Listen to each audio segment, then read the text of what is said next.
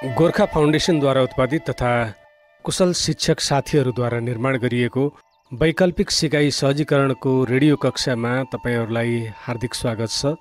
यो रेडियो कक्षा आइतबारदेखि बिहिबारसम्म हप्ताको 5 दिन हरेक साँझ 7:30 बजेदेखि 8 बजेसम्म प्रसारण हुन्छ भने यसको पुनः प्रसारण भोलिपल्ट बिहान 10:30बाट 11 बजेसम्म हुने गर्छ।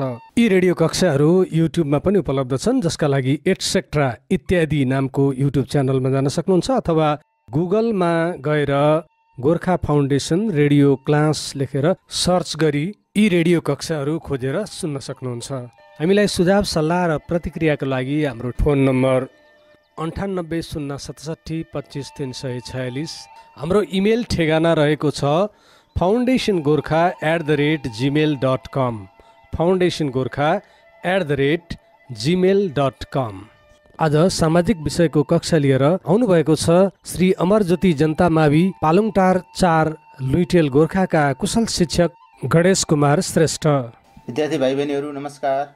विश्वव्यापी रूपमा फैलिएको कोरोना भाइरस कोभिड-19 रोगको सङ्क्रमणबाट बच्ने उद्देश्यका साथ विद्यालयको कक्षा कोठामा भौतिक रूपमा उपस्थित भई गरिने पठन पाठन पूर्ण रूपमा बन्द गरिएको यस विषम परिस्थितिमा सम्पूर्ण विद्यार्थी भाइ बहिनीहरूको र त्यसमा पनि विशेष गरी एससीको तयारीमा रहनुहुने सम्पूर्ण विद्यार्थी भाइ बहिनीहरूको पढाइमा प्रत्यक्ष प्रभाव परिरहेको सन्दर्भमा सिकाइमा निरन्तरताका लागि कक्षा 10 को सामाजिक विषयको सिकाइ सहजीकरणका लागि रेडियो तरङ्ग मार्फत उपस्थित भएको छु। म श्री अमरज्योति जनता माध्यमिक विद्यालय पालुङटार नगरपालिका 4 लुइटेल गोर्खाबाट सामाजिक शिक्षक गणेश कुमार श्रेष्ठ। विद्यार्थी भाइ बहिनीहरू, आज म तपाईहरूलाई कक्षा 10 को सामाजिक अध्ययन विषयको एकाइ 5 अन्तर्गत पर्ने नागरिक चेतना भन्ने एकाइका विषयवस्तुहरू पस्कन गइरहेको छु। तसर्थ विद्यार्थी भाइ बहिनीहरू, आफूलाई आवश्यक पर्ने विभिन्न किसिमका शैक्षिक सामग्रीहरू जस्तै कापी, किताब, कलम लगायत अन्य आवश्यक सामग्रीहरू लिएर रेडियो सेट अगाडि आउनुहोस् त। आउनुभयो होइन? ल ठिक छ। विद्यार्थी भाइ बहिनीहरू, र यो एकाइबाट एससी परीक्षामा छोटो उत्तर आउने प्रश्न एउटा जसको अङ्कभार 4 रहेको छ र अर्को लामो उत्तर आउने प्रश्न जसको अङ्कभार 7 रहेको छ। जम्मा जम्मी 11 अङ्क भारका प्रश्नहरू यस एकाइबाट सोधिने गरिन्छ। त विद्यार्थी भाइ बहिनीहरू, तपाईहरूले नागरिक चेतनाका बारेमा धेरै विषयवस्तुहरू तल्लो कक्षामा पनि पढ्नुभयो होइन त? अवश्य पनि तपाईहरूले तल्लो कक्षाहरूबाट यस विषयवस्तुमा धेरै ज्ञान हासिल गरिसक्नु भएको छ। त विद्यार्थी भाइ बहिनीहरू, नागरिक चेतना भन्ने पाठ कुन उद्देश्य पूरा गर्न दिएको होला? एकछिन सोच्नुहोस् त। सोच्नुभयो होइन? ल ठिक छ। तपाईहरूले सोच्नुभए जस्तै आजका तपाईँ विद्यार्थी भाइ बहिनीहरू नै भोलिका राष्ट्र निर्माण गर्ने चेतनशील नागरिक हुनुभएकाले राष्ट्रको अग्रगामी परिवर्तनका खातिर तपाईहरूलाई चेतनशील वा सचेत बनाउने उद्देश्यका साथ यस एकाइमा नागरिक चेतना भन्ने विषयवस्तु प्रस्तुत गरिएको छ होइन त? विद्यार्थी भाइ बहिनीहरू, तपाईहरूलाई थाहा छ नागरिक चेतना केलाई भनिन्छ? एकछिन सोच्नुहोस् त। हो, तपाईहरूले सोचे जस्तै राष्ट्रको उन्नति, प्रगति र समृद्धिका लागि नागरिकहरूमा हुनुपर्ने ज्ञान, विवेक र सचेतनालाई नै नागरिक चेतना भनिन्छ। विद्यार्थी भाइ बहिनीहरू, नागरिकहरू सचेत भएको खण्डमा मात्रै सुखी, खुसी नेपाली र समृद्ध नेपाल बनाउन सम्भव हुन्छ। नागरिक चेतनाले नागरिकहरूलाई आफ्नो हक अधिकारको बारेमा मात्र नभई राष्ट्र निर्माणमा नागरिकले निर्वाह गर्नुपर्ने भूमिकाका बारेमा पनि सुसूचित गर्दछ। त विद्यार्थी भाइ बहिनीहरू, त्यसो भए नागरिक चेतनाको अभिवृद्धि कसरी गर्न सकिएला त? अवश्य नागरिक चेतनाको अभिवृद्धि गर्ने कार्यमा औपचारिक शिक्षाले अत्यन्तै महत्त्वपूर्ण भूमिका खेल्दछ। नागरिक चेतनाको विकास गर्ने माध्यमहरू विभिन्न किसिमका हुन सक्छन्। जस्तै हाम्रो समाजमा विभिन्न किसिमका सामाजिक क्रियाकलापहरू हुने गर्छन् र ती सामाजिक क्रियाकलापहरू प्रत्यक्ष रूपमा देखेर र त्यस्तै गरी हामी एउटा सामाजिक प्राणी भएको कारणले गर्दा हामी समाजमा बस्छौँ र समाजमा अरूले भनेका कुराहरू सुनेर र त्यस्तै गरी हाम्रो जीवनमा विभिन्न किसिमका भोगाइहरू भोगेर र त्यसै गरी हामीले नबुझेका विषयवस्तुहरूमा जिज्ञासा राखेर हाम्रो समाजमा हुने विभिन्न किसिमका सामाजिक गतिविधिहरूमा हाम्रो सहभागिता जनाएर पनि नागरिक चेतनाको अभिवृद्धि गर्न सकिन्छ। विद्यार्थी भाइ बहिनीहरू, तपाईहरुलाई सामाजिक अध्ययन पुस्तक लिनु भनेको थिएँ, लिनुभएको छ हैन? मलाई विश्वास छ तपाईहरु सबैले लिनुभएको छ। त्यसो भए इकाइ 5 नागरिक चेतना भन्ने इकाइको पाठ 1 व्यवस्थापिका भन्ने पाठ पल्टाउनुहोस् त। यो पेज नम्बर 72 मा छ। पल्टाइसक्नु भयो हैन त? ल ठीक छ। विद्यार्थी भाइ बहिनीहरू, तपाईहरुलाई थाहा छ व्यवस्थापिका भनेको के हो? किताब पढ्नुस् त। पढ्नु भयो हैन? तपाईहरुको पुस्तकमा दिए अनुसार व्यवस्थापिकाको परिभाषा यसरी दिन सकिन्छ।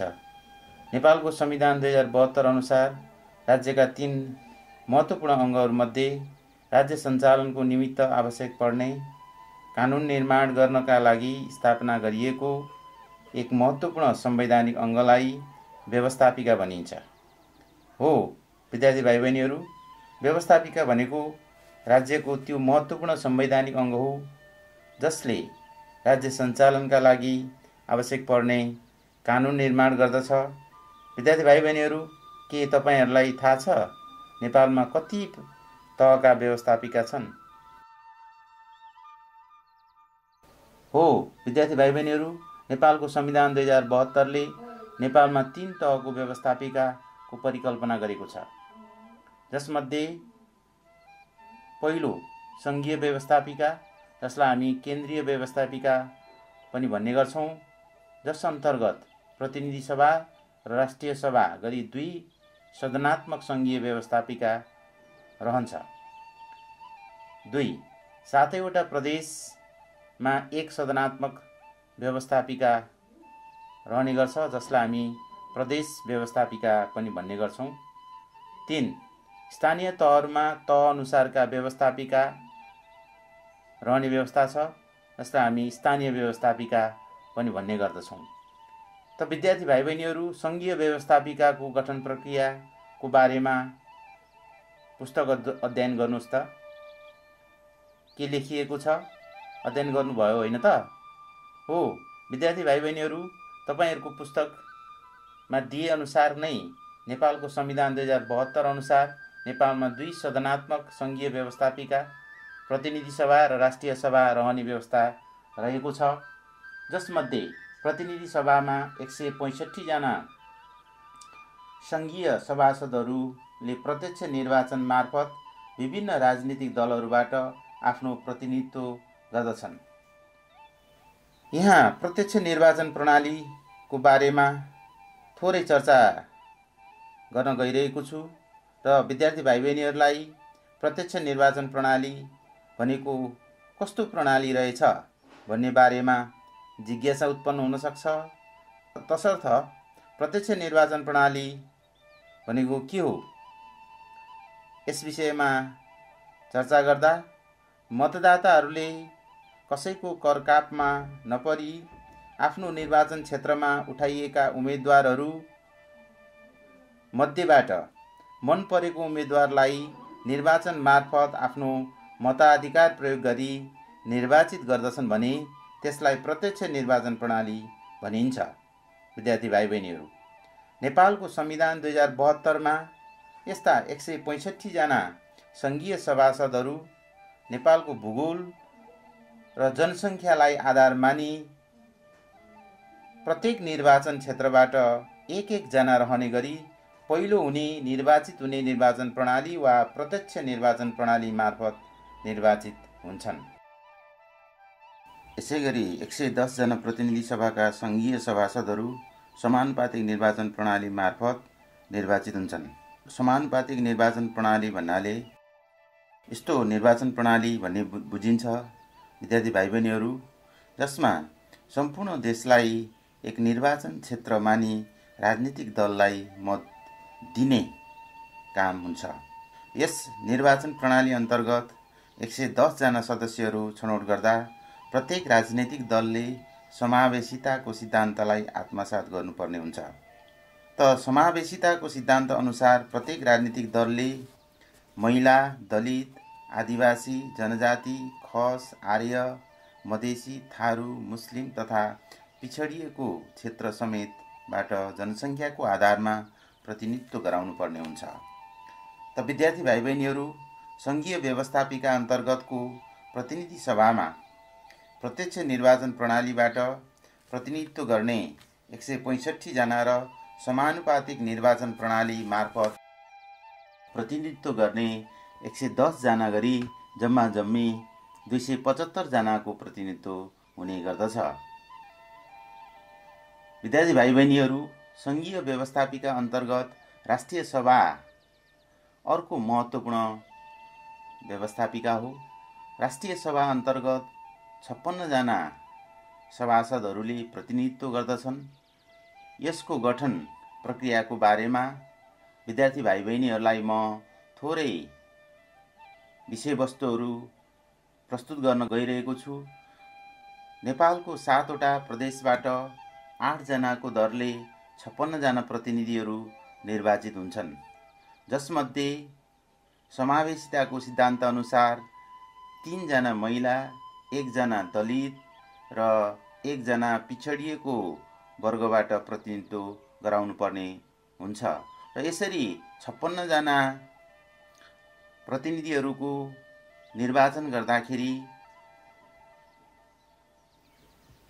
कसरी निर्वाचित गरिन्छ भन्ने सन्दर्भमा पनि विद्यार्थी भाइ बहिनीहरूलाई कौतूहलता उत्पन्न हुन सक्दछ। तसर्थ म विद्यार्थी भाइ बहिनीहरूमा उत्पन्न भएको यो कौतूहलतालाई मेटाउने प्रयास गर्दैछु कि राष्ट्रिय सभाको सभासदको निर्वाचनका लागि जुन 56 जना सभासदहरू निर्वाचित हुन्छन् र ती निर्वाचित सभासदहरूलाई कसरी निर्वाचन गरिन्छ त भन्ने सन्दर्भमा उनीहरूलाई मत दिएर निर्वाचित गरिन्छ र मत दिने प्रक्रियामा गाउँपालिकाका अध्यक्ष, उपाध्यक्ष, नगरपालिकाका मेयर, उपमेयर, प्रदेशबाट प्रतिनिधि सभाका लागि निर्वाचित प्रदेश सांसदहरू, सङ्घीय व्यवस्थापिका अन्तर्गत निर्वाचित प्रतिनिधि सभाका सभासदहरूले मत हालेर ती राष्ट्रिय सभाका सभासदहरूलाई निर्वाचित गर्ने गर्दछन्। 56 जना प्रतिनिधिहरू, 56 जना राष्ट्रिय सभाका प्रतिनिधिहरू, सभासदहरू यो प्रक्रियाद्वारा निर्वाचित हुन्छन् र बाँकी रहेको 3 जना सङ्घीय व्यवस्थापिका अन्तर्गत राष्ट्रिय सभाको सभासद नेपाल सरकारको सिफारिसमा राष्ट्रपतिद्वारा मनोनित गर्ने व्यवस्था रहेको छ। विद्यार्थी भाइ बहिनीहरू, यसरी मनोनित गर्दा कम्तीमा 1 जना महिला हुनुपर्ने प्रावधान नेपालको संविधानमा रहेको छ। त विद्यार्थी भाइ बहिनीहरू, सङ्घीय संसदको सदस्य बन्नका लागि के कस्तो योग्यता हुनुपर्दछ त? के सबै व्यक्तिहरूले सङ्घीय सांसद बन्न सक्छन् त? यस विषयमा पनि तपाईँहरूलाई म थोरै विषयवस्तु प्रस्तुत गर्दैछु कि तपाईहरुलाई मैले पहिले भनिसकेको छु, तपाईहरु किताब अथवा सामाजिक अध्ययन विषयको पुस्तक पल्टाएर बस्नुभएको छ अवश्य पनि, र तपाईको किताबमा पनि यो संघीय सभासद बन्नका लागि के कस्ता किसिमका प्रावधानहरू रहनुपर्छ भन्ने कुरा उल्लेख गरिएको छ। राम्रोसँग विद्यार्थी भाइ बहिनीहरू किताब पढ्नुहोला र नेपालको संविधान 2072 मा संघीय सभासद बन्नका लागि के कस्ता किसिमका योग्यता वा प्रावधान हुनुपर्छ भन्ने कुराहरू उल्लेख गरिएको छ, र जसमा 1 नम्बर बुँदामा नेपालको नागरिक हुनुपर्ने जो व्यक्ति संघीय सभासद बन्नका लागि निर्वाचनमा आफ्नो उम्मेदवारी दिँदैछ उक्त व्यक्ति नेपालको नागरिक हुनुपर्ने हुन्छ। नेपाली नागरिक बाहेक अन्य देशको नागरिकले संघीय सभासदको लागि उम्मेदवारी दिन पाउँदैन विद्यार्थी भाइ बहिनीहरू। त्यसैगरी दोस्रो बुँदा रहेको छ प्रतिनिधि सभाका लागि उमेरको हिसाबले 25 वर्ष पूरा गरेको हुनुपर्छ र राष्ट्रिय सभाका लागि उमेरका हिसाबले 35 वर्ष उमेर पूरा भएको हुनुपर्दछ। र तेस्रो नम्बरको रहेको छ नैतिक पतन देखिने गरी फौजदारी कसुरमा सजाय नभोगेको व्यक्ति हुनुपर्दछ। र बुँदा नम्बर 4 छ कुनै संघीय कानुनले अयोग्य नभएको व्यक्ति मात्रै प्रतिनिधि सभाको सभासदमा उम्मेदवारी दिन पाउँछ विद्यार्थी भाइ बहिनीहरू। त्यसैगरी बुँदा नम्बर 5 छ कुनै पनि लाभको पद धारण नगरेको व्यक्ति मात्रै संघीय सांसदमा उम्मेदवारी दिन पाउँदछ विद्यार्थी भाइ बहिनीहरू। यसलाई राम्रोसँग एकचोटि ध्यान दिएर सुन्नुहोला। म फेरि दोहोर्याउन गइरहेको छु।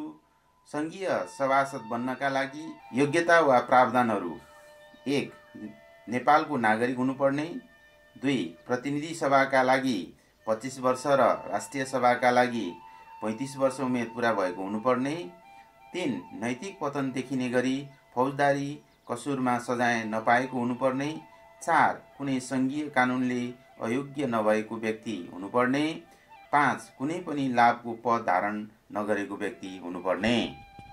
विद्यार्थी भाइ बहिनीहरू, हामीले नेपालको संघीय व्यवस्थापिकाको गठन प्रक्रियाको बारेमा जानकारी लिइसकेका छौँ। त अब संघीय व्यवस्थापिकाको सञ्चालन प्रक्रियाको बारेमा पनि थोरै जानकारी प्रस्तुत गर्न गइरहेको छु। संघीय व्यवस्थापिका अन्तर्गतको प्रतिनिधि सभा सञ्चालनार्थ सभामुख र उपसभामुखको व्यवस्था गरिएको हुन्छ। हाल प्रतिनिधि सभाका सभामुख उपसभामुख को हुनुहुन्छ त तपाईहरुलाई थाहा छ? विद्यार्थी भाइ बहिनीहरू, हो, हाल प्रतिनिधि सभाका सभामुख अग्निप्रसाद सापकोटा हुनुहुन्छ भने उपसभामुख पदमा राजनीतिक दलहरूको खिचातानीका कारण कुनै पनि व्यक्ति चयन हुन सकेको अवस्था छैन। यसैगरी राष्ट्रिय सभा सञ्चालनको लागि राष्ट्रिय सभाको अध्यक्ष र उपाध्यक्ष रहने व्यवस्था नेपालको संविधान 2072 मा व्यवस्था गरिएको छ। त विद्यार्थी भाइ बहिनीहरू, तपाईहरुलाई थाहै हुनुपर्छ कि राष्ट्रिय सभाका अध्यक्ष र उपाध्यक्ष को हुनुहुन्छ त? अवश्य पनि हाल राष्ट्रिय सभाका अध्यक्ष र उपाध्यक्षमा क्रमशः गणेश प्रसाद तिमीसेना र शशिकला दाहाल हुनुहुन्छ।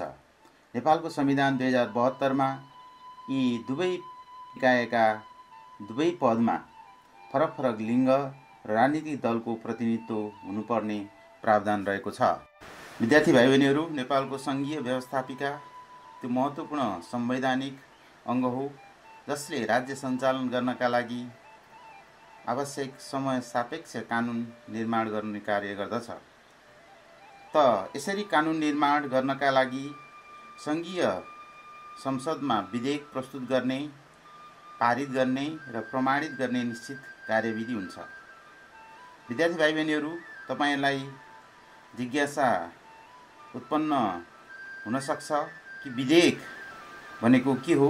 यस विषयमा म तपाईहरुलाई केही विषयवस्तुहरू प्रस्तुत गर्न गइरहेको छु कि हामीलाई थाहा छ संघीय व्यवस्थापिका सरकारको त्यो महत्त्वपूर्ण संवैधानिक अङ्ग हो जसले राज्य सञ्चालन गर्नका लागि आवश्यक पर्ने कानुन निर्माण गर्दछ। र यस्ता कानुन निर्माण गर्न तथा बनेका कानुनहरूलाई परिमार्जन गर्नका लागि जनभावना अनुसार व्यवस्थापिकामा छलफलका लागि उठान गरिएका विषयवस्तुलाई नै विधेयक भनिन्छ। एकचोटि ध्यान केन्द्रित गरेर सुन्नुहोला विद्यार्थी भाइ बहिनीहरू, र सुनेका महत्त्वपूर्ण कुराहरूलाई कपीमा पनि टिपोट गर्नुहोला र कानुन निर्माण गर्न वा निर्मित कानुनलाई जनताको भावना अनुसार परिमार्जन गर्न व्यवस्थापिकामा छलफलका लागि उठान गरिएका विषयवस्तुलाई नै विधेयक भन्ने गरिन्छ। सङ्घीय संसदको कुनै पनि सदनमा विधेयक प्रस्तुत गर्न सकिन्छ, तर अर्थ विधेयक भने प्रतिनिधि सभामा मात्र प्रस्तुत गर्न सकिन्छ र सङ्घीय सांसदहरूले यस्ता विषयवस्तुहरूलाई गम्भीरतापूर्वक छलफल गरी निष्कर्ष निकाली उक्त विधेयकलाई सर्वसम्मत वा बहुमतबाट पारित गरी प्रमाणीकरणका लागि राष्ट्रपति कहाँ पठाइन्छ। यसरी सङ्घीय सांसदहरूले गहन छलफल गरी प्रमाणीकरणका लागि राष्ट्रपति कहाँ पठाइएको जुन विधेयक छ, उक्त विधेयक 15 दिनभित्र प्रमाणित गरी पुनः सङ्घीय व्यवस्थापिकामा फिर्ता गरिन्छ र जुन विधेयक प्रमाणित भएर आइसकेपछि नेपालको कानुन बन्दछ। विद्यार्थी भाइ बहिनीहरू, नेपालको संविधान 2072मा 2 सदनात्मक व्यवस्थापिकाको परिकल्पना गरेको कुरा तपाईहरूलाई अवगत गराइसकेको छु।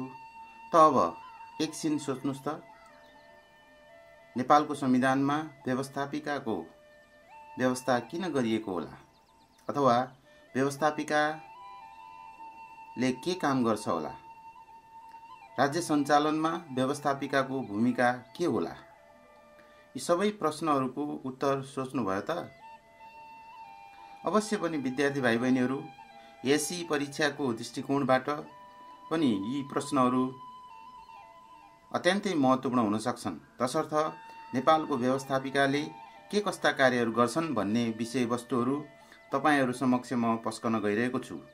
त विद्यार्थी भाइ बहिनीहरू, विशेषतः व्यवस्थापिकाले गर्ने कार्यहरू 4 प्रकारका छन्, जसमध्ये पहिलो कार्य रहेको छ राज्य सञ्चालनका लागि आवश्यक पर्ने कानुन निर्माण गर्ने हो। विद्यार्थी भाइ बहिनीहरू, व्यवस्थापिका जनप्रतिनिधिहरूको थलो हो। हामीहरूले निर्वाचनमा आफ्नो मताधिकारको प्रयोग गरी हामीलाई मन परेका राजनीतिक दलहरूले निर्वाचनमा उठाएका प्रतिनिधिहरू मध्येबाट जनप्रतिनिधिहरू छनौट गर्छौँ। तिनै जनप्रतिनिधिहरूले राष्ट्र सञ्चालनका लागि आवश्यक पर्ने जनचाहना अनुसारको समय सापेक्ष कानुन निर्माण गर्न सहयोग गर्दछन्। कानुन निर्माण गर्नका लागि व्यवस्थापिकामा प्रस्तावहरू आउँछन् र आएका त्यस प्रस्ताव उप छलफल गरे पश्चात विधेयक नेपालको कानुन बन्दछ। विद्यार्थी भाइ बहिनीहरू, र त्यस्तै गरी व्यवस्थापिकाको दोस्रो कार्य रहेको छ प्रशासनिक कार्य। कार्यपालिकामाथि नियन्त्रण राख्नु व्यवस्थापिकाको अर्को महत्त्वपूर्ण प्रशासकीय कार्य हो।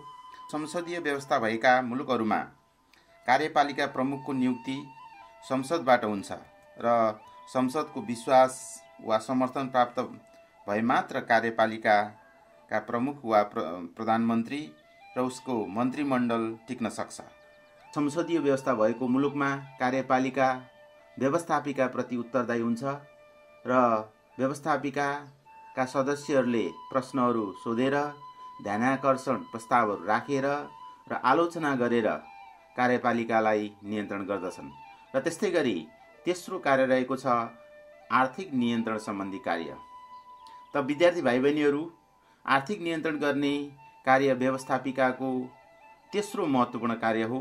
यस अन्तर्गत व्यवस्थापिकाले वार्षिक बजेट पारित गर्ने गर्दछ।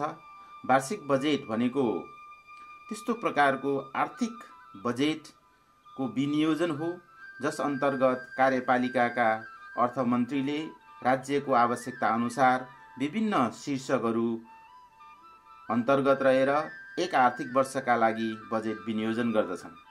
कार्यपालिकाका अर्थमन्त्रीद्वारा विनियोजित बजेट पारित गर्ने कार्य व्यवस्थापिकाको हो। र व्यवस्थापिकाको स्वीकृति बिना नयाँ कर प्रणाली लागू गर्ने, सरकारी ढुकुटीबाट रकम खर्च गर्न पाइँदैन। जनताको प्रतिनिधिहरूको रूपमा रहेको व्यवस्थापिकाले आर्थिक नियन्त्रण गर्ने कार्य गर्दछ। कार्यपालिकालाई जथाभावी रूपमा राष्ट्रको सम्पत्ति खर्च गर्नबाट लगाम लगाउने कार्य पनि व्यवस्थापिकाले गर्दछ। र त्यस्तै गरेर व्यवस्थापिकाको चौथो कार्य अन्तर्गत संविधान संशोधन गर्ने रहेको छ। विद्यार्थी भाइ बहिनीहरू, कक्षा 9 मा तपाईहरुले अध्ययन गरिसक्नु भएको छ कि संविधान भनेको के हो। त विद्यार्थी भाइ बहिनीहरू यस विषयमा एकछिन मनन गरौँ त। हो विद्यार्थी भाइ बहिनीहरू, तपाईहरुले मनन गरे जस्तै संविधान भनेको देशको मूल कानुन हो। व्यवस्थापिकालाई राज्य सञ्चालन गर्नका लागि आवश्यक पर्ने कानुन निर्माण गर्ने अधिकार प्राप्त छ। त्यसैगरी निर्मित कानुनलाई जनचाहना समय सापेक्षिक रूपमा परिमार्जन गर्ने अधिकार पनि रहेको छ। नेपालको संविधान 2072 मा 2/3 बहुमतले संविधान संशोधन गर्न पाउने व्यवस्था गरेको छ। त विद्यार्थी भाइ बहिनीहरू, तपाईहरुलाई थाहा छ महाअभियोग भनेको के हो। नेपालको वर्तमान संविधानले यस सम्बन्धी कस्तो व्यवस्था गरेको छ त। राज्यको प्रमुख पदमा आसीन व्यक्तिहरू विरुद्धको अभियोग नै महाअभियोग हो। राज्यका प्रमुख पदहरू जस्तै राष्ट्रपति, उपराष्ट्रपति, प्रधान न्यायाधीश, सर्वोच्च अदालतका न्यायाधीशहरू, न्याय परिषदका सदस्यहरू, संवैधानिक निकायका प्रमुख जस्तै प्रमुख निर्वाचन आयुक्त, लोकसेवा आयोगका आयुक्त, शिक्षक सेवा आयोगका आयुक्तहरूले संविधान वा कानुनको गम्भीर उल्लङ्घन गरेको अवस्थामा उनीहरूलाई लगाइने अभियोग नै महाअभियोग हो। त विद्यार्थी भाइ बहिनीहरूलाई जिज्ञासा उत्पन्न भएको हुन सक्छ कि महाअभियोग लगाउने कार्य कसले गर्छ त। अवश्य पनि विद्यार्थी भाइ बहिनीहरू, म तपाईहरुको जिज्ञासा मेट्ने कोसिस गर्छु। त विद्यार्थी भाइ बहिनीहरू, कुनै पनि संवैधानिक पदमा आसीन व्यक्तिले संविधान वा कानुनको गम्भीर उल्लङ्घन गरेको आधारमा प्रतिनिधि सभामा तत्काल कायम रहेको सम्पूर्ण सदस्य संख्याको 1/4 सदस्यहरूले निज विरुद्ध महाअभियोग प्रस्ताव पेश गर्न सक्छन्। महाअभियोग सम्बन्धी व्यवस्था नेपालको संविधान 2072 को भाग 8 धारा 101 मा रहेको छ। महाअभियोग प्रस्ताव दर्ता भए पश्चात निजले कामबाट मुक्ति पाउँदछ अथवा उक्त व्यक्तिले आफू गरिरहेको कामबाट छुटकारा पाउँदछ। यस्तो प्रस्ताव संघीय संसदको दुवै सदनको तत्काल कायम रहेको सम्पूर्ण सदस्य संख्याको कम्तीमा 2/3 बहुमतबाट पारित भएमा मात्र निज पदमुक्त हुन्छ। विद्यार्थी भाइ बहिनीहरू, महाअभियोग दर्ता गर्न सकिने अवस्थाहरू के हुन् त। विद्यार्थी भाइ बहिनीहरू, जोसुकै व्यक्तिलाई पनि अथवा प्रमुख पदमा आसीन व्यक्तिहरूलाई जुनसुकै अवस्थामा पनि महाअभियोग दर्ता गर्न सकिन्छ त। अवश्य सकिँदैन। यसका केही प्रावधानहरू छन्। महाअभियोग लगाउन सकिने केही अवस्थाहरू छन् र ती अवस्थाहरू यहाँ म चर्चा गर्न गइरहेको छु। त्यसमध्ये कानुनको गम्भीर उल्लङ्घन गरेको अवस्थामा ती व्यक्तिले, ती प्रमुख पदमा बसेको व्यक्तिले यदि संविधान विपरीत काम गरेको अवस्थामा, कानुनको गम्भीर उल्लङ्घन गरेको अवस्थामा उनीहरूलाई महाअभियोग लगाउन सकिन्छ। दोस्रो रहेको छ कार्यक्षमता अभाव वा खराब आचरण भएको पाइएमा। र तेस्रो रहेको छ इमान्दारितापूर्वक आफ्नो पदीय जिम्मेवारी पूरा नगरेकोमा वा पदीय दायित्व उल्लङ्घन गरेको अवस्थामा। यी अवस्थाहरूमा उक्त व्यक्तिहरूलाई, प्रमुख पदमा आसीन व्यक्तिहरूलाई संघीय सांसदहरूले महाअभियोग लगाउन सक्दछन्। त्यस्तै गरी कस्ता पदमा आसीन व्यक्तिहरूलाई महाअभियोग लगाउन सकिन्छ त। अवश्य नै राष्ट्रपति, उपराष्ट्रपति, प्रधान न्यायाधीश, सर्वोच्च अदालतका न्यायाधीशहरू, न्यायपालिकाका सदस्यहरू, संवैधानिक निकायका प्रमुख वा पदाधिकारीहरूलाई महाअभियोग प्रस्ताव पेश गर्न सकिन्छ। विद्यार्थी भाइ बहिनीहरू, यस सेसनमा तपाईहरूलाई एकाइ 5 अन्तर्गतको पाठ 1 मा रहेको व्यवस्थापिका बारेमा विविध विषयवस्तुहरू प्रस्तुत गरेँ। आगामी दिनहरूमा यसै गरी तपाईहरूलाई यस पाठ अन्तर्गतका कार्यपालिका, न्यायपालिका सम्बन्धी विविध विषयवस्तुहरू पस्कने नै छु भन्दै अहिलेलाई ओजेल पर्न चाहन्छु। हस्त, नमस्कार।